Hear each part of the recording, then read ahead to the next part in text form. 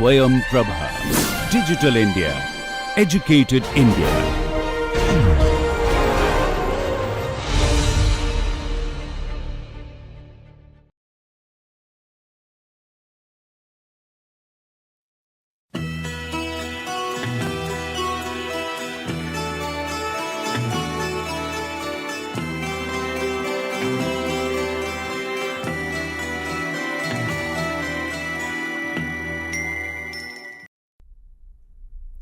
Today we are going to discuss an important problem in beam vibrations or even beam stability, you can say, which occurs when a beam is subjected to an axial load. So, you find, for example, a column. In a column, it is subjected to an axial force on the column, and we know that this column cannot withstand any amount of load. There is a limit after which the column will buckle or get destroyed. Actually, it might get destroyed. This is one kind of axial loading that can happen.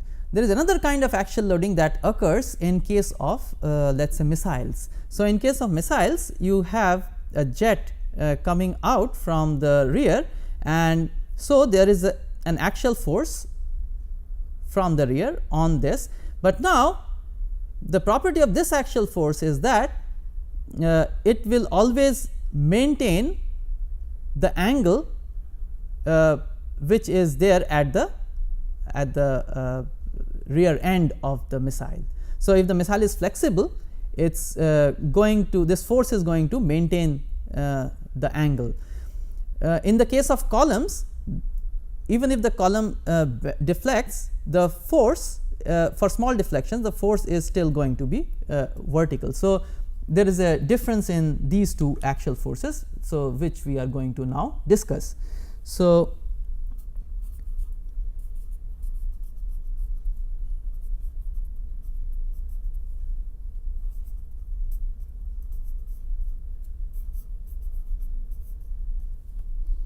when we say beam with axial force, we are going to consider a column like loading.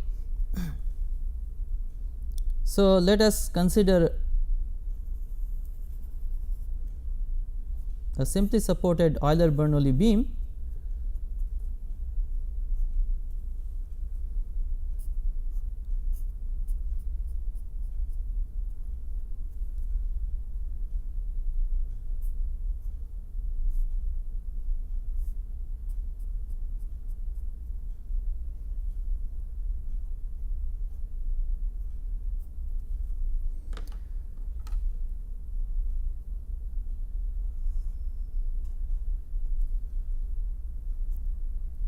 with a axial force F.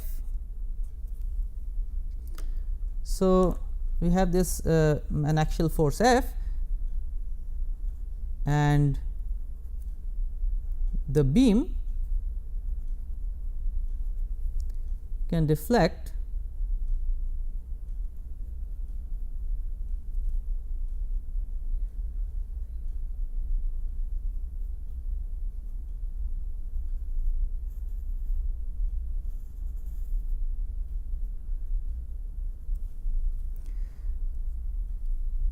in this manner.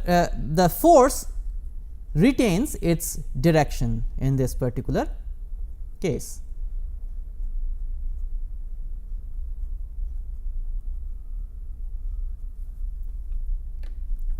So, the equation of motion for this beam with the axial force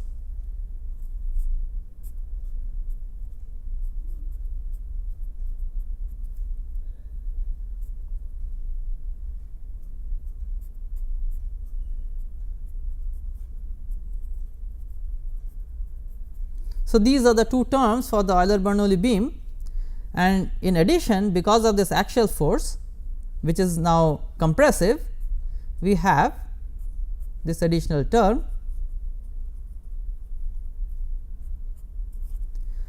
So, in the case of strings, for example, the force is tensile. So, this is with a negative sign. So, now it is compressive. So, this is the term because of the axial force.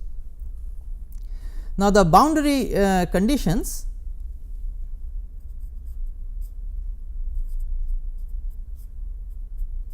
so the deflection and the bending moment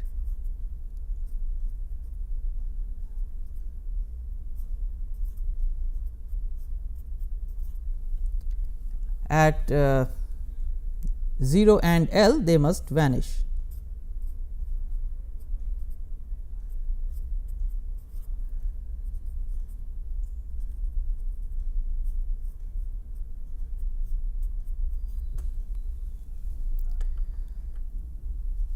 Now, for this problem, we can use our modal expansion. We know that the eigenfunctions of a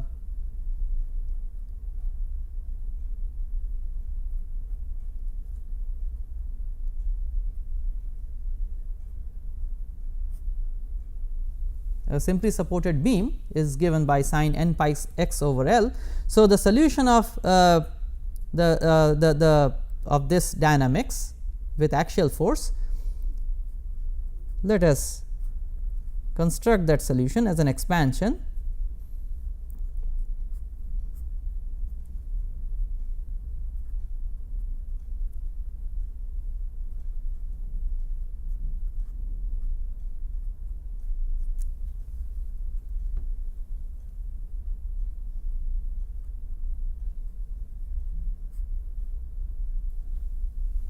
In this form.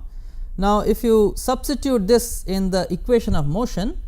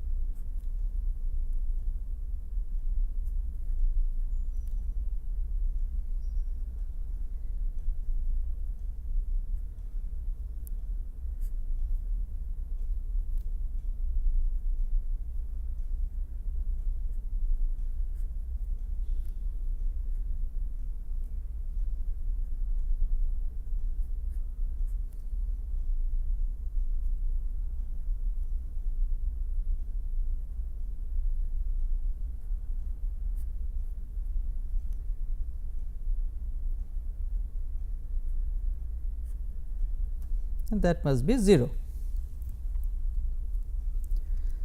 Now, this can be simplified.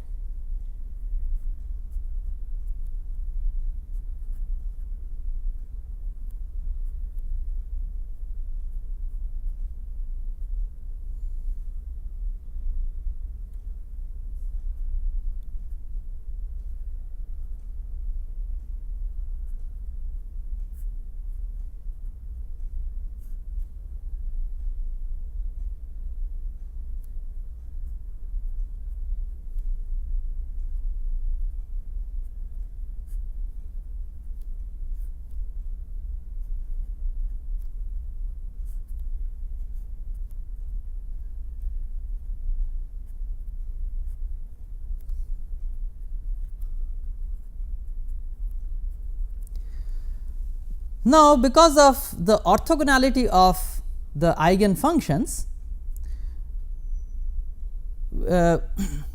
we can use the orthogonality property to determine these coordinates p j, the dynamics of the modal coordinates p j.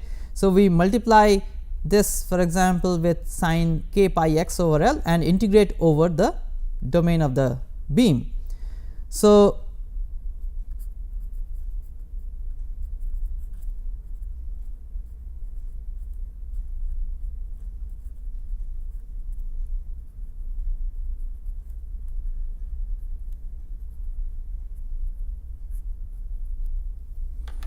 if you take this inner product,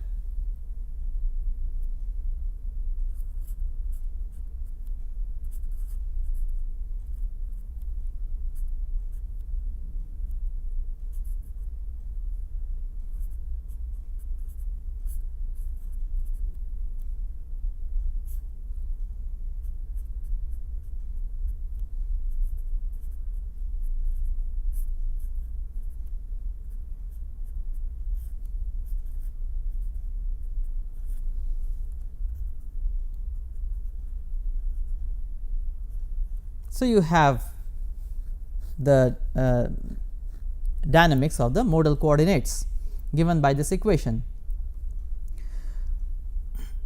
Now, suppose we look for solutions of the form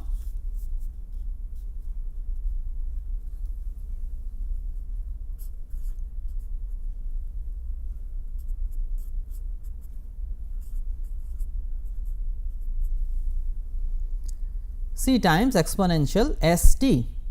So, if you substitute in here,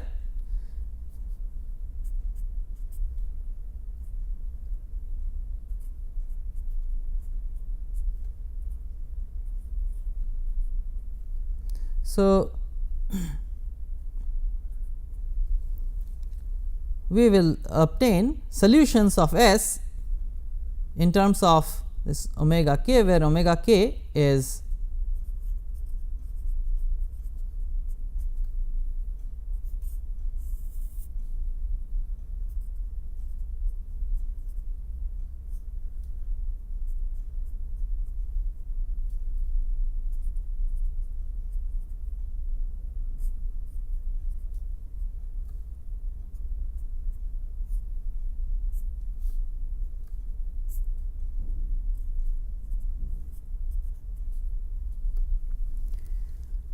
given by this expression.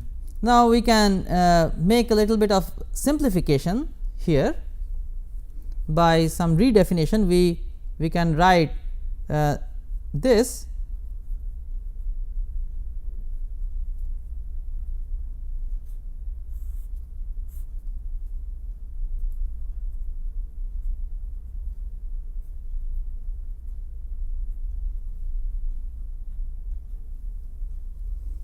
where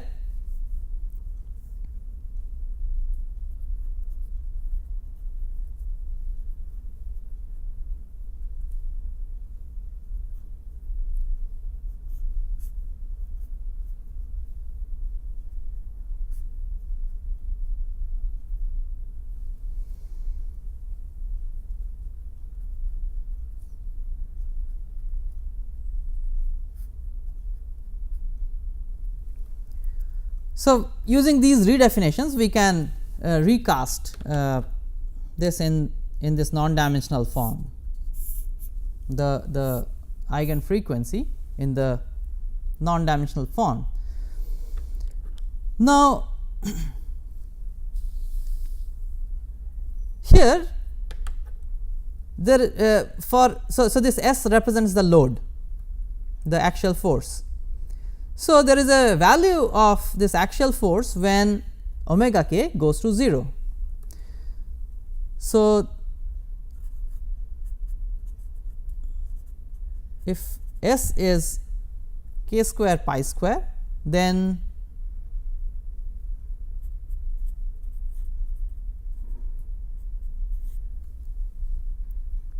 omega k tilde goes to 0, which means that the system loses stiffness.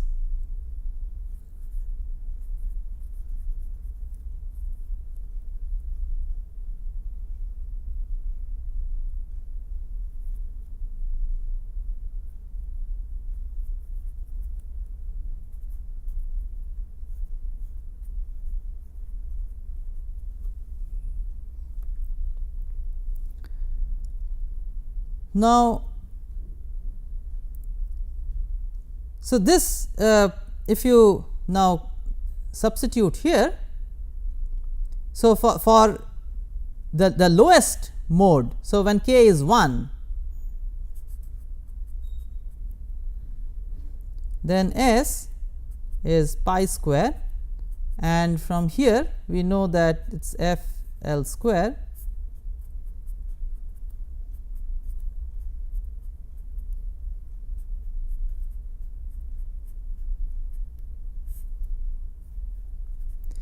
Now, this expression we know as the Euler buckling load.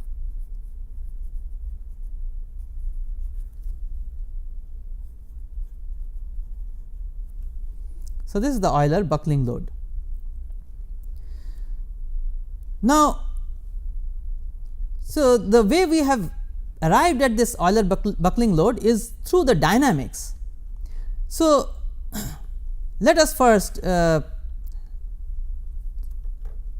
see this. So, when we are increasing S from 0, then this omega k is a real number.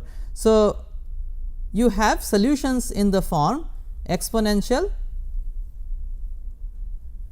So, when omega k is real, you have solutions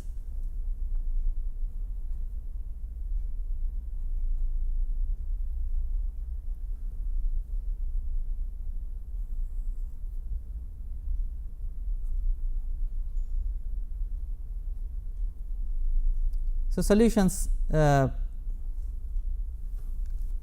this term. So, this times time. So, the temporal variation of these solutions are like this. So, exponential I omega k t.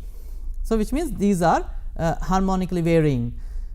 Now, when this goes to 0, omega k goes to 0, then it loses the temporal nature. So, this is neutral stability. So, you have reached the Euler buckling load for k equal to 1, for example, and the beam has lost its stiffness.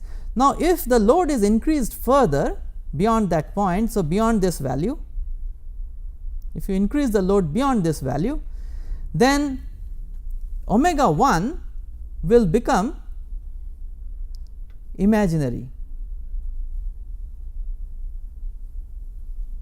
So, let us say it becomes I alpha for f greater than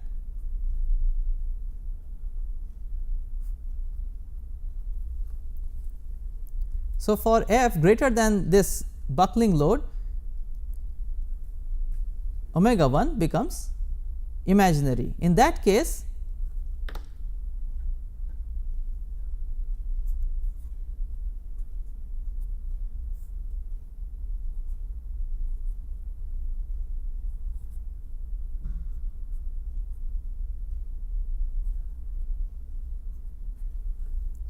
so you have the solution as an exponentially increasing and exponentially decaying terms. Now, at a finite time, the exponentially increasing solution is going to dominate.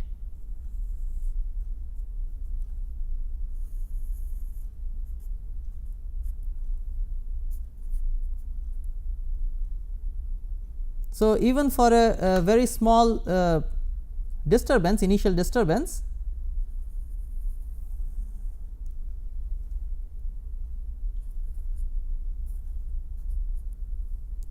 so the solution is going to have this nature. This is known as divergence instability.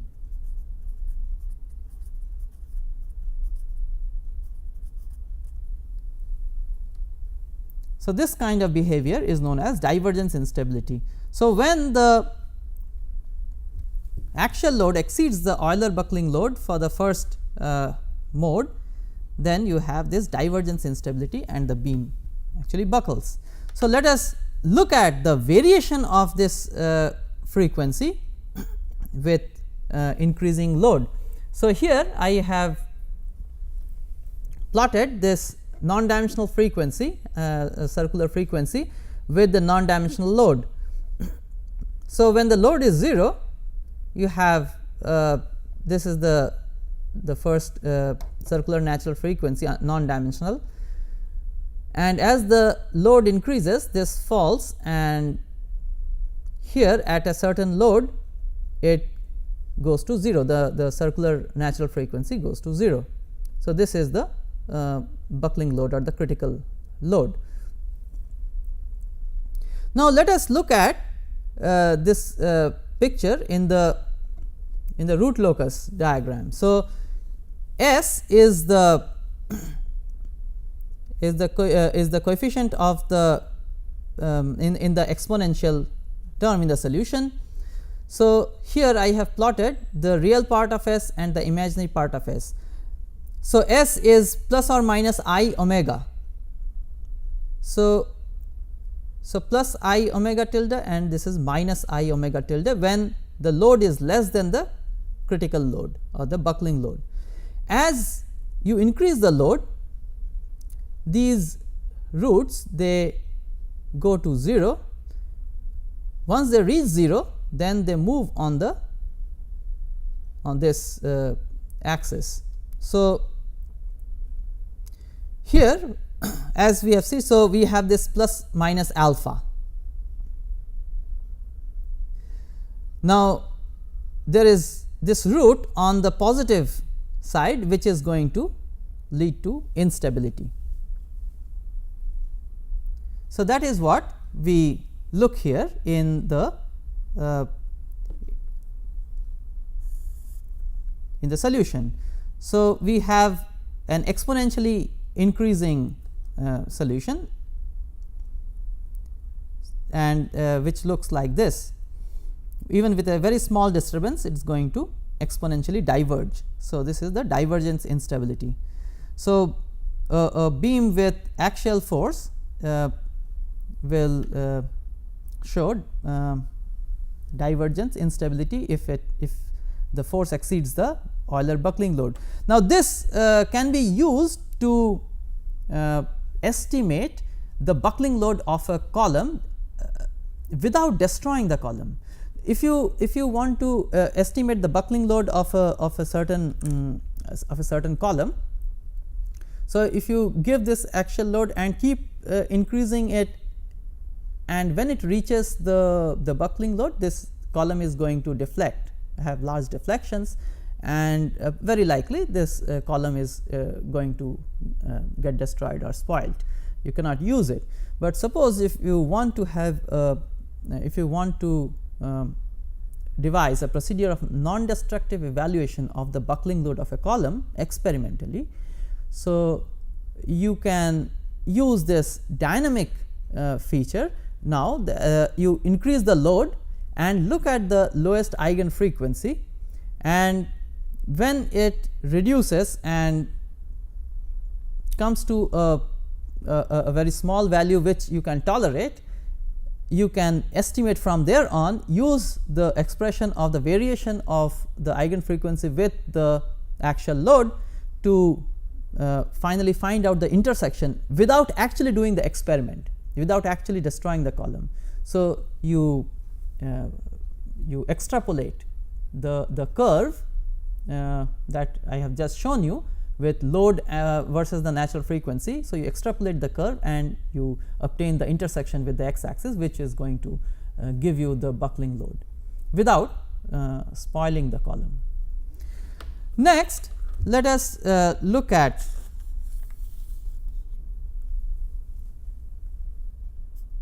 this example of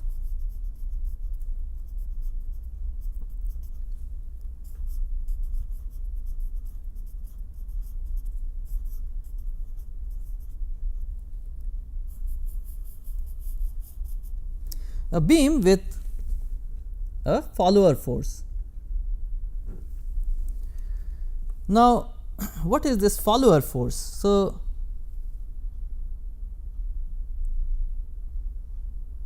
let us consider a cantilever beam.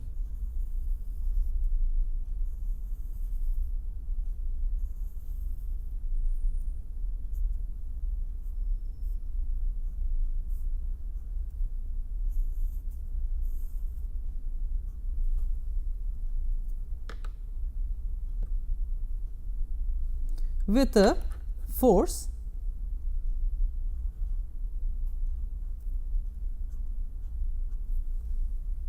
at the free end. This is an axial force once again.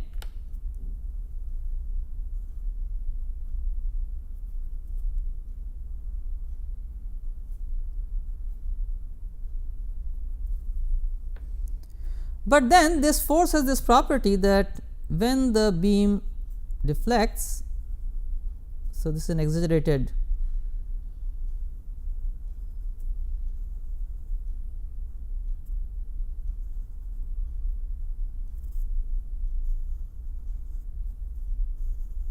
figure. So, when the beam deflects,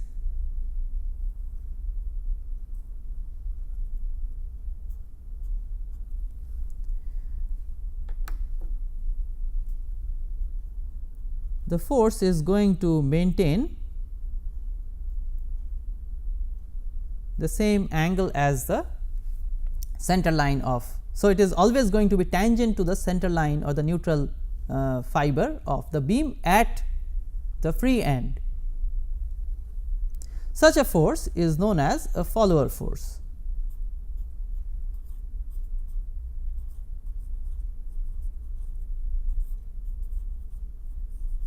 So, it follows the tangent to the neutral fiber or the center line of the beam. Now, we need to so such examples are observed in missiles.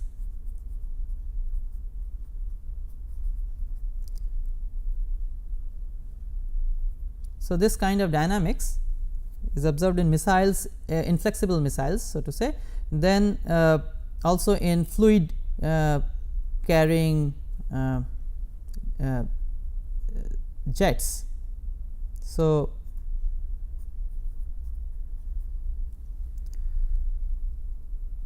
when you have a pipe or a tube which is which has a jet at this end. So, the water comes out and that gives force on the free end of this pipe, and that is also a follower force. So, these are some examples.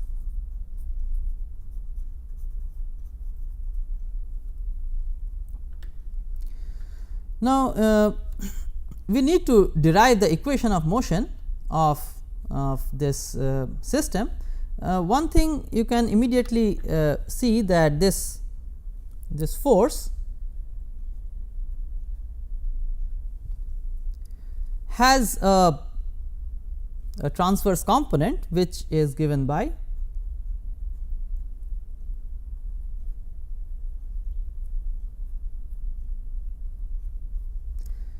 this is of course assuming that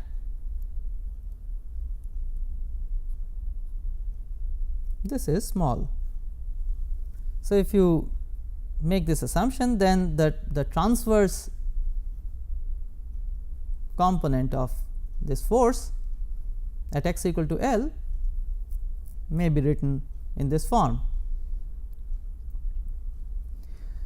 Now, this force is a non-potential force, which means that this does not have this cannot be derived from a potential. It is not a gradient of any potential.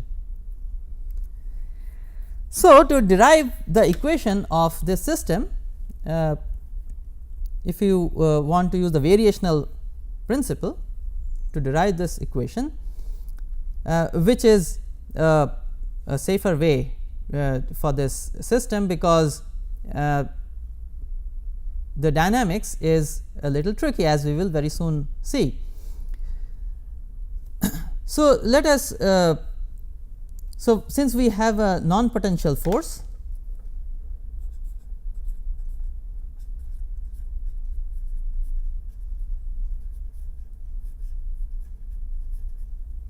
we have to use the extended Hamilton's principle.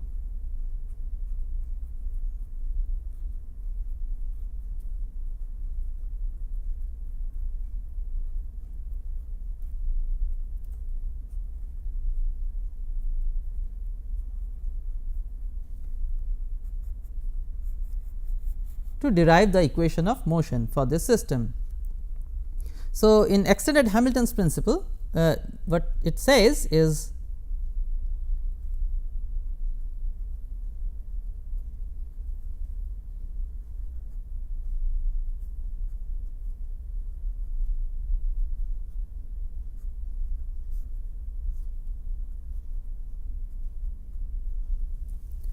this must be 0. Now, here this is the virtual work done by non potential forces.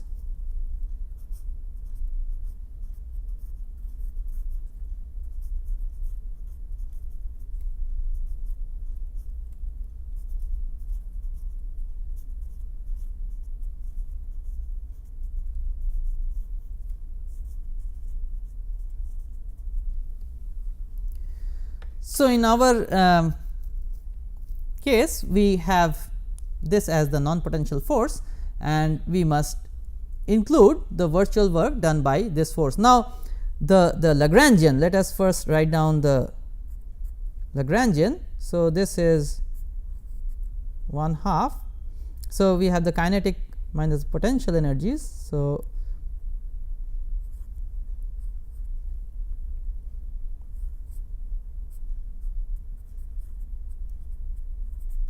So, that comes from the kinetic energy of a beam element minus the potential energy due to flexure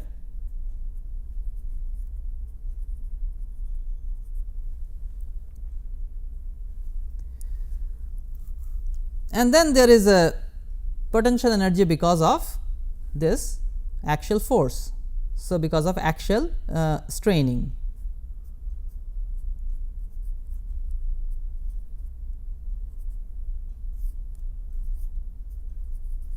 Here I have taken the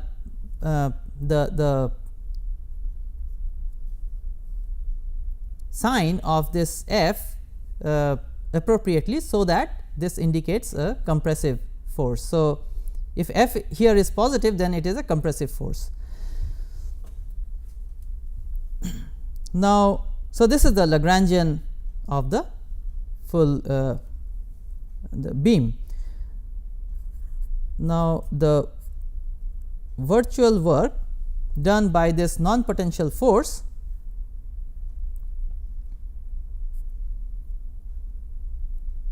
so it's given by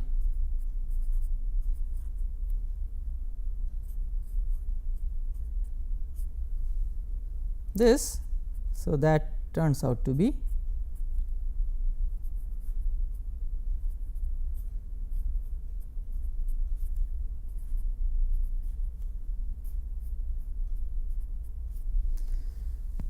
So, you have to note that this virtual work is done at the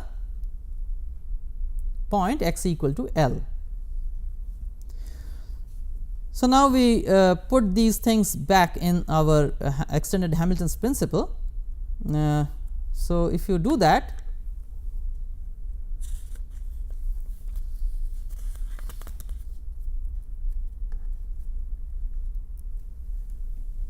so we have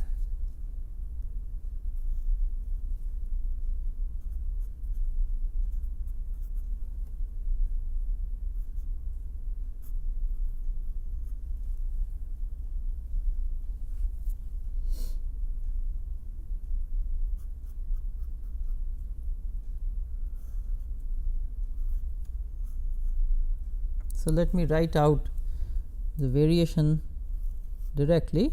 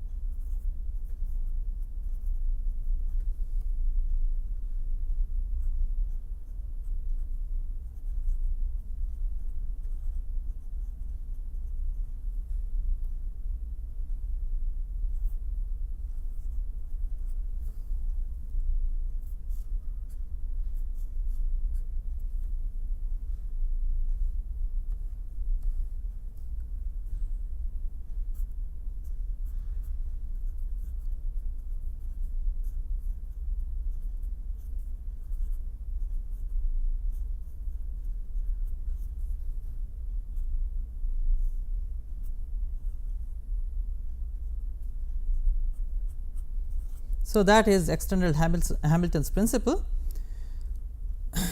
So, we note that this virtual work already gives a boundary term in this equation. So, now we integrate by parts this term with respect to time, and if you use the arguments of variational calculus or the so at T1 and T2 the variation must vanish. So, I am not going to write the term the boundary term generated because of from this term at T1 T2. Then this has to be integrated by parts with respect to space, and similarly this. So, if you carry that out,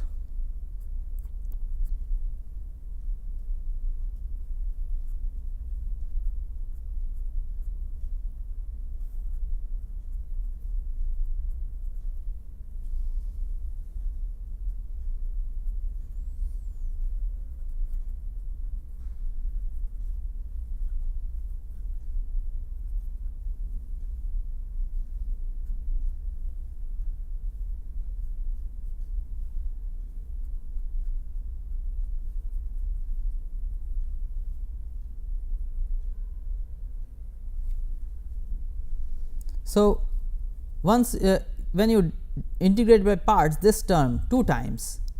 So, this is one term, this is the other term with delta w, and this term also gives you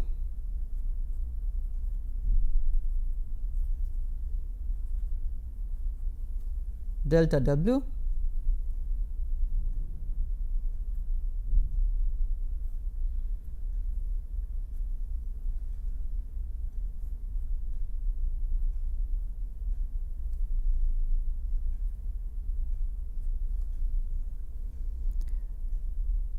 and then we have this already as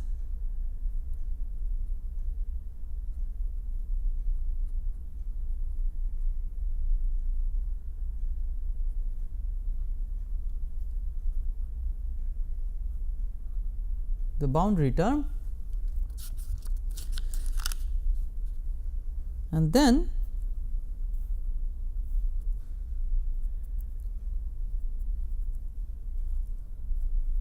we have the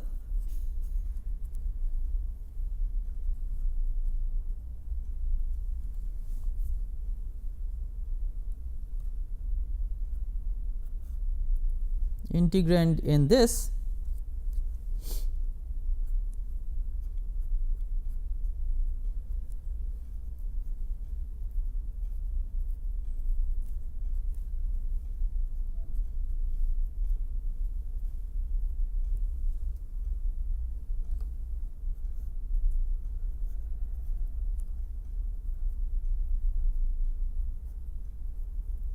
So, delta w taken out, and that must vanish. Now, using the standard arguments that the variation over the domain and over the boundary must vanish independently.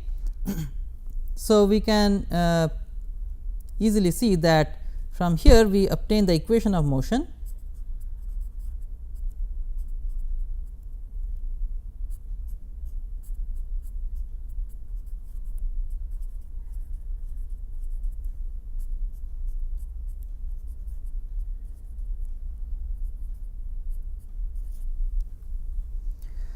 and then the boundary conditions, considering that the beam is a cantilever beam,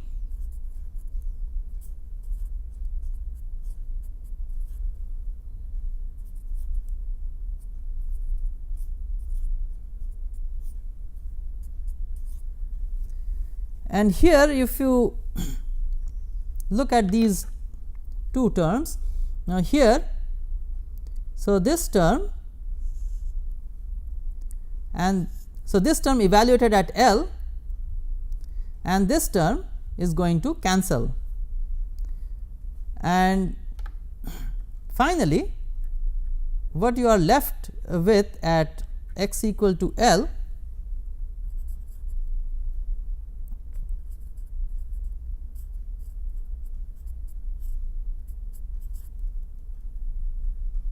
so the natural boundary conditions at x equal to L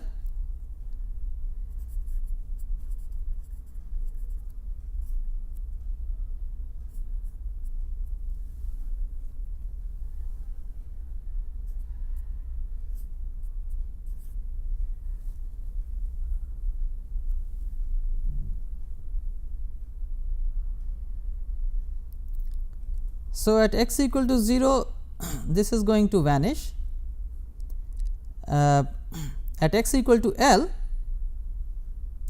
this must be 0 and the other term is comes from here, which is the moment, the bending moment. So, one term at x equal to L comes from here, the other term comes from here. This term gets cancelled at x equal to L. So, this is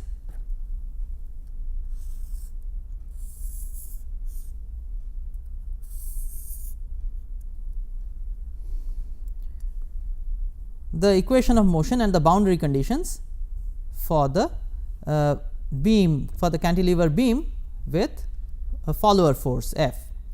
Now, it is interesting to note here, you see the first of all the equation of motion is same as that with the that of the beam with a normal axial load.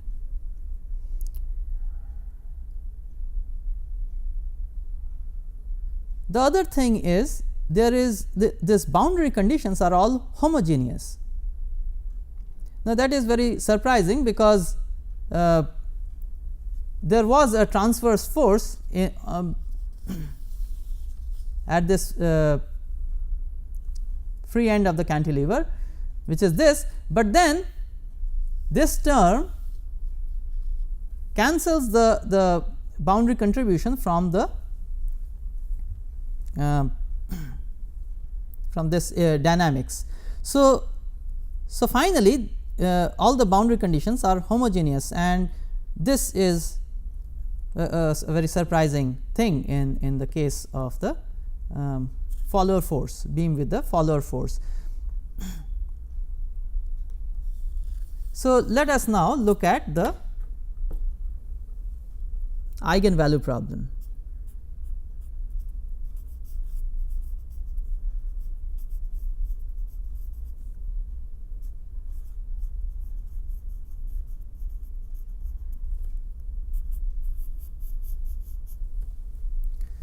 So, we look for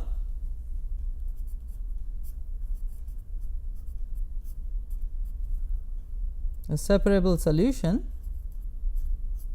the complex solution of the form, let us say W x exponential s t. Now, when we substitute this in the equation of motion and we do the simplifications,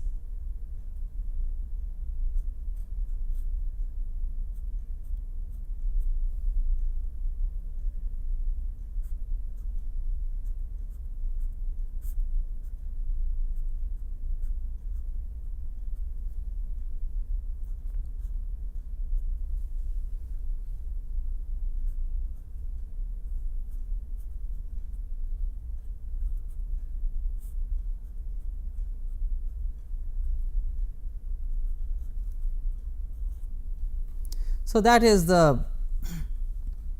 differential equation for the eigenvalue problem, and along with this we have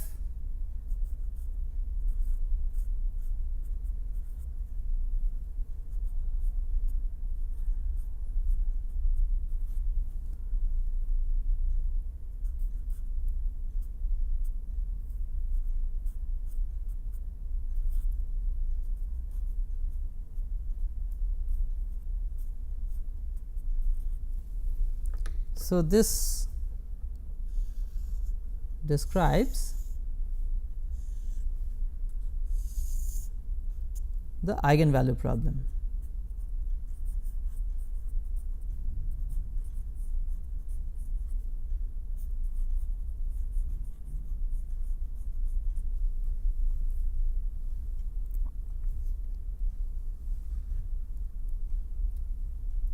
Now, let us make some redefinitions here. So, first we search for a solution of this W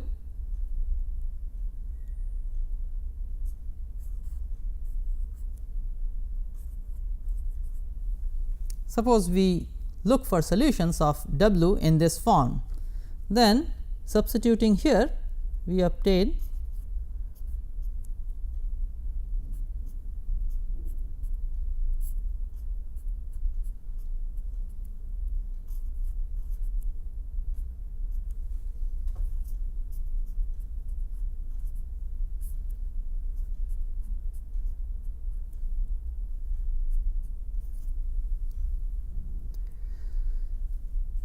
now we can write this as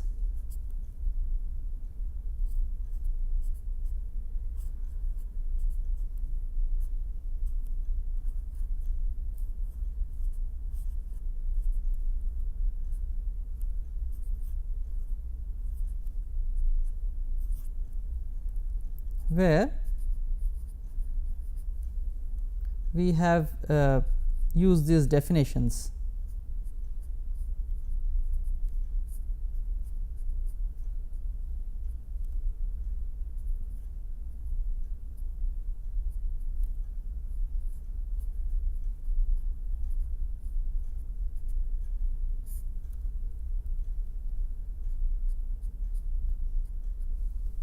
So, using these definitions we restructure our characteristic equation in this form.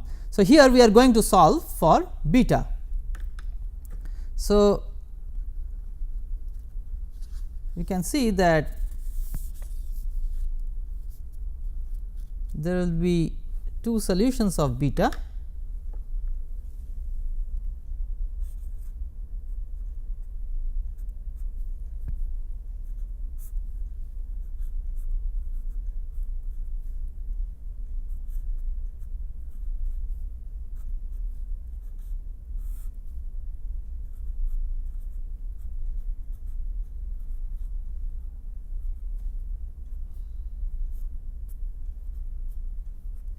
So, this is one solution of beta. The second solution reads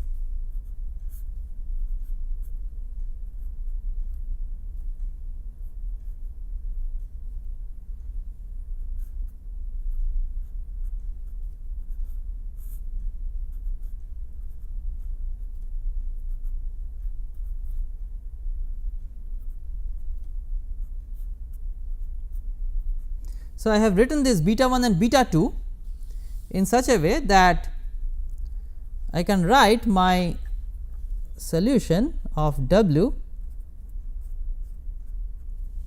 as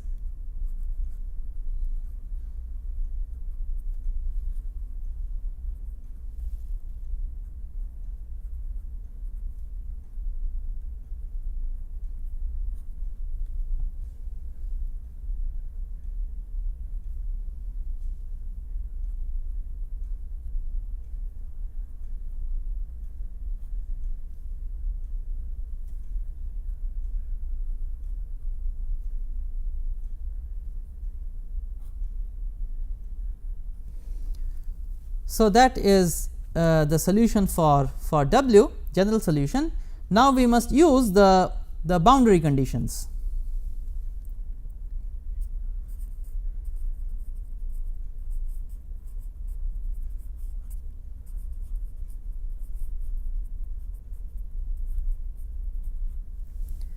So, the boundary conditions as I had written down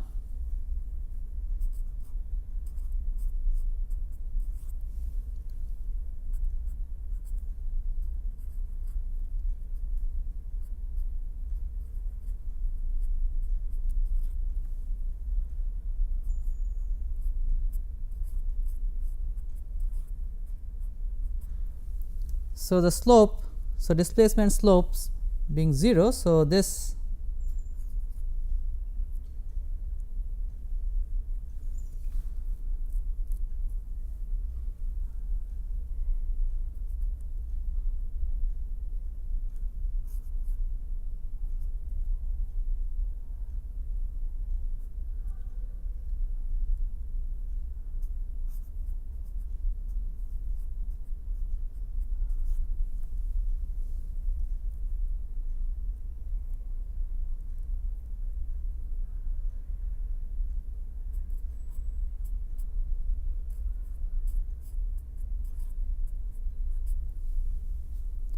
So, this implies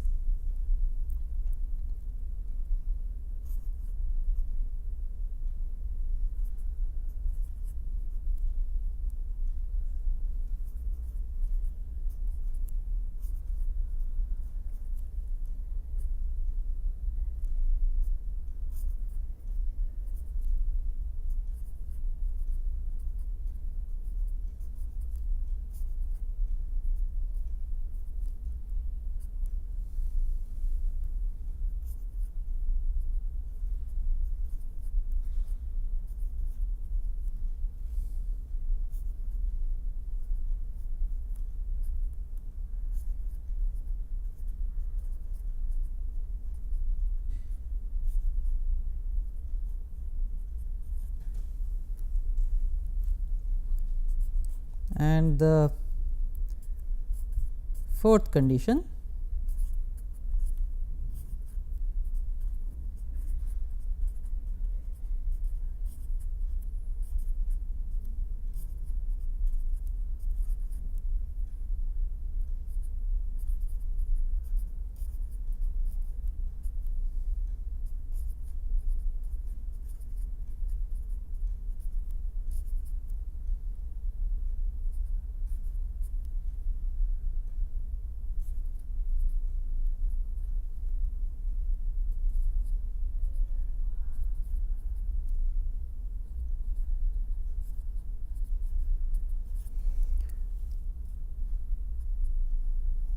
So, these are the boundary conditions. Now, so they can be recast as a matrix A times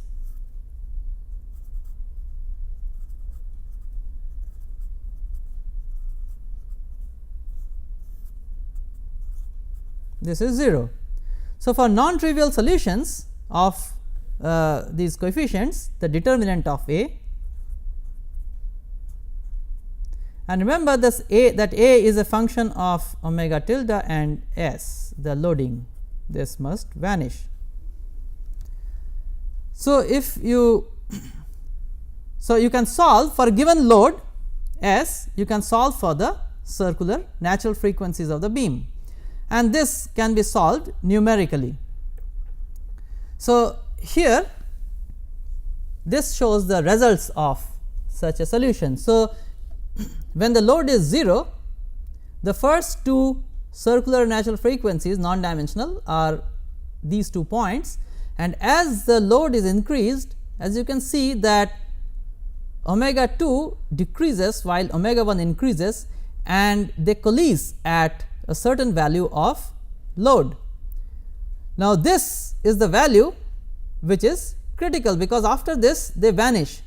Now, to see what happens to these eigen circular eigen frequencies, we look at the root locus, which again we plot S, the real part and the imaginary part of S. So, so remember that S is plus or minus I omega tilde. So, when you have the load less than the follower force magnitude less than the critical value, then these are the this is a distribution of the circular natural frequencies, plus or minus I omega 1 and plus and minus I omega 2. Now, as the load is increased, these two come together and coalesce at a certain value, which is the critical value of the load, and then they move into the they have real parts as well. So, this branch where this root has a positive real part, similarly this root has a positive real part. Now, therefore, you have solutions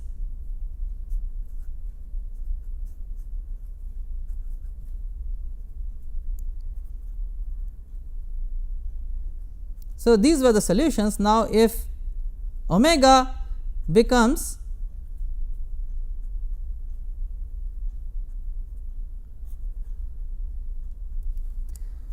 as you have seen in the root locus, you have both plus minus alpha plus minus I beta.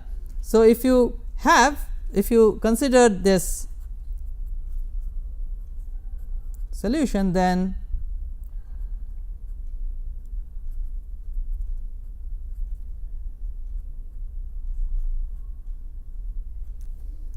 you have solutions like this. So, you have exponential term along with a fluctuating component. So, which means the solution will look like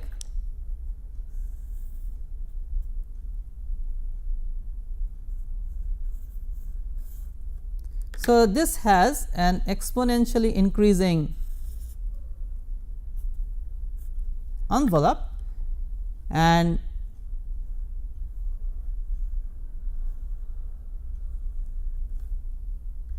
so this is T versus the displacement. This kind of behavior is known as flutter.